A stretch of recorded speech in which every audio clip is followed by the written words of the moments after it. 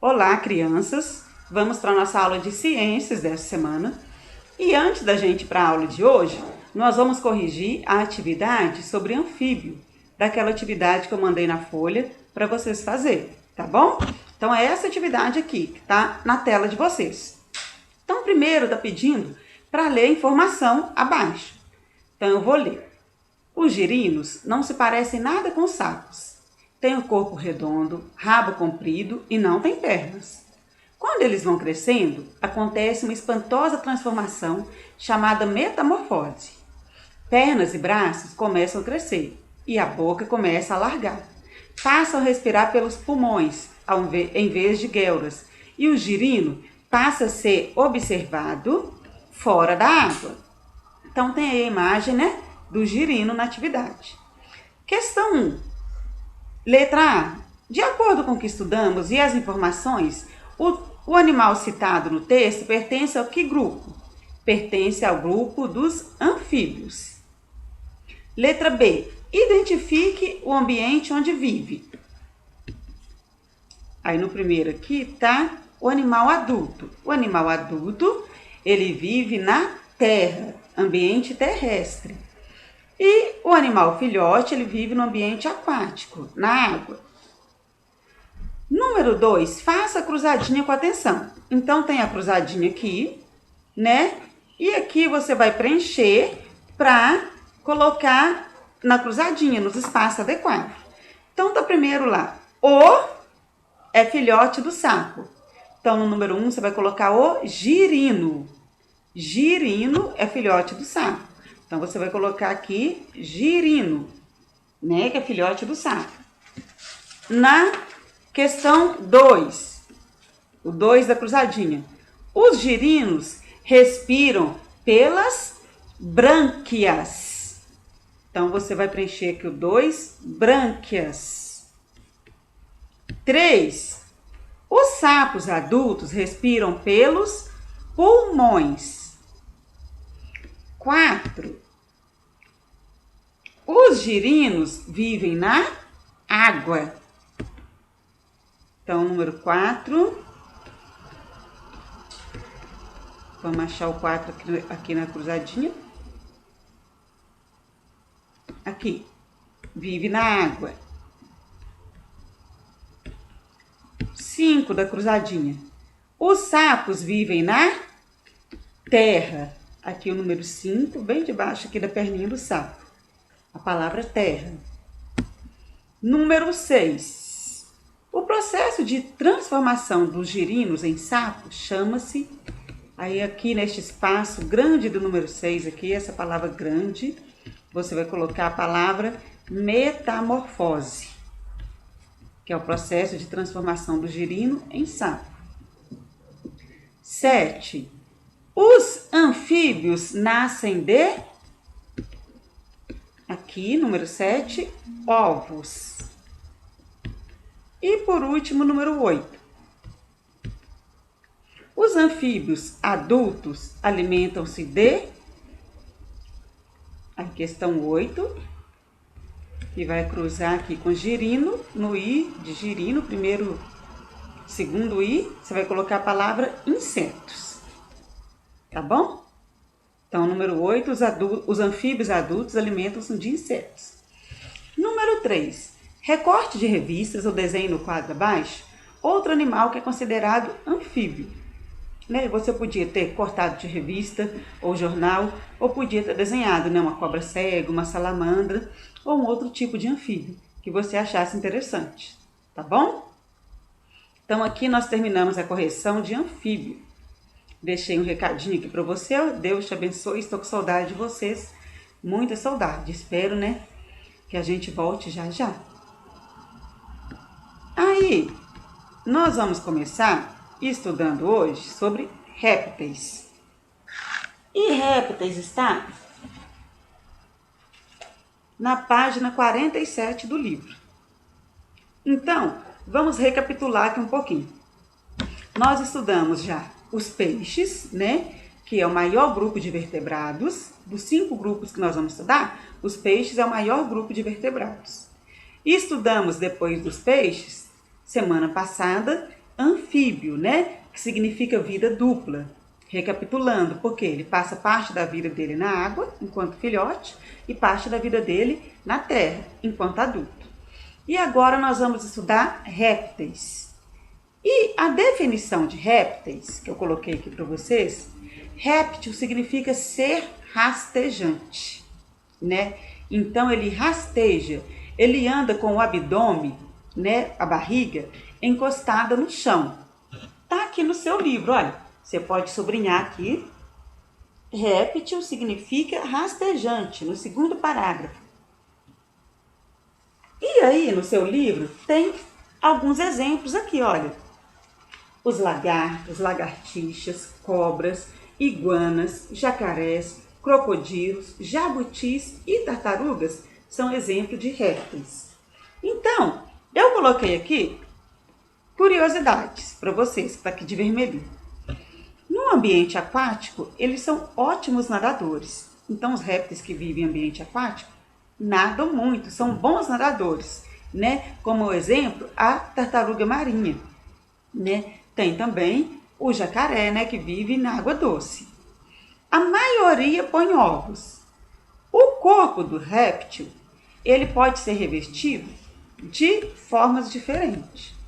Nós vimos lá com o anfíbio, né, o corpo dele, a pele é fina e úmida. No réptil é bem diferente. Então ele pode ser revestido por pele seca com escamas, como o exemplo da cobra. E isso está aqui na página 47.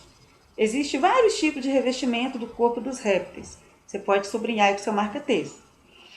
Eles possuem pele seca, protegida por escamas, tal como nas cobras, né? Então, a pele seca, protegida por escamas, como na cobra. O exemplo da cobra.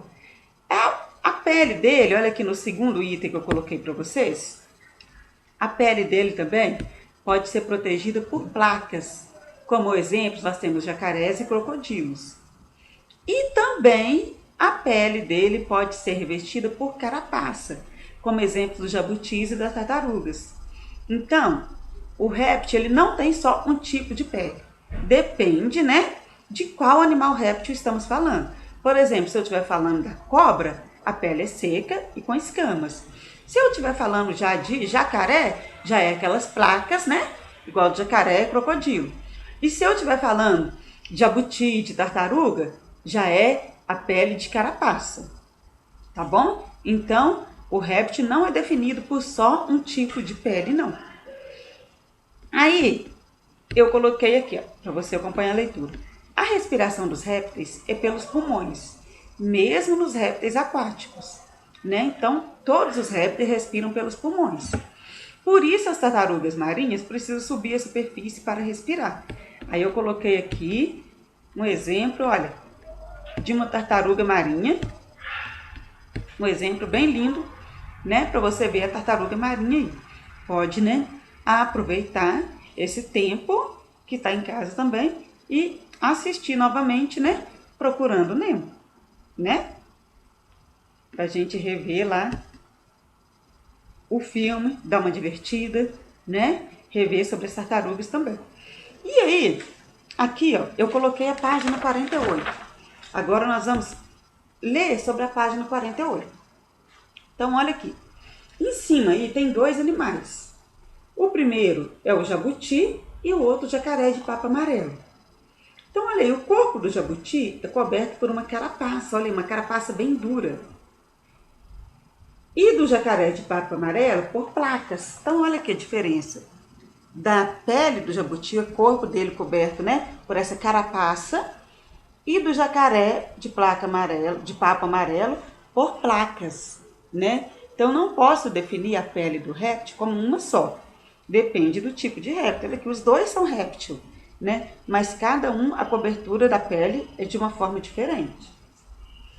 Embora a maioria dos répteis não apresentem perigo para os seres humanos, algumas cobras têm perigo, né? Porque algumas cobras são consideradas peçonhentas, né? Porque elas têm veneno e faz mal, né? Para animais e também para nós, seres humanos. Tá bom? tá aqui também na página 48. Olha, você vai sublinhar aqui para mim. Algumas, da palavra algumas, até animais. Algumas cobras produzem substâncias tóxicas que podem injetá-las em outros animais. Essas cobras são classificadas como peçonhentas. Então, no Brasil, acidentes com picada de cobra peçonhenta são relativamente comuns. Aí o que tem que fazer, como tem que agir? Essa é uma atividade que eu vou deixar de para casa para você, para você descobrir, né, as curiosidades, como que precisa fazer, né, caso alguma pessoa é picada por uma cobra venenosa, por uma cobra peçonhenta. Quais são os cuidados que precisa ter, tá bom? E aí eu deixei aqui na página 48, tem um exemplo de uma cobra peçonhenta, a cascavel, né? Tá falando aí, olha, é nativa do Brasil. Observe o chocalho ou guiso, uma estrutura localizada na ponta da cauda que faz um barulho alertando a cobra que a cobra está pronta para atacar. Então esse chocalho, aqui assim, ó, é que ela faz o barulhinho de chocalho mesmo, daquele barulhinho de chocalho de bebê, por isso que aquele brinquedo, aquele objeto tem esse apelido, pelo barulhinho, né? Alertando que a cobra vai atacar. E eu coloquei uma imagem para você, aqui, ó, da cascavel. Aqui, quando ela tá pronta para dar o bote, né, que é pela língua aqui, né, ela tá pronta para dar o bote, né, e ela é uma cobra venenosa. E mais para cima, eu coloquei uma imagem para você que o livro não traz, mas eu coloquei a imagem de uma iguana. E a iguana é um tipo de réptil domesticado, né, que eu posso ter em casa, né, que não faz mal para o ser humano, tá bom? E também tem outros tipos de iguanas, né? Tem um exemplo também de um animal, que é o tchu. E deixa eu contar para vocês. Uma vez eu vi um tchu e eu fiquei muito assustada, porque eu não tinha visto ele ainda. E a gente estava no monte. Monte é um lugar, né, que as pessoas vão para orar, para buscar a Deus. E aí, de repente, estão no monte, tem uma vegetação. A gente foi para uma parte mais afastada e aí apareceu um tchu. E eu fiquei desesperada, que eu nunca tinha visto ele, né? E ele é muito ágil, né? Ele correu muito rapidamente. Então, gente, de ir para casa, você vai fazer para mim uma pesquisa sobre o que fazer em caso de picada de uma cobra ou de um animal peçonhento, tá bom? Aí essa pesquisa você vai fazer no caderno de ciências, tá bom? E depois, posteriormente, a gente vai apresentar em sala, tá? Agora nós vamos para a página 49, aqui.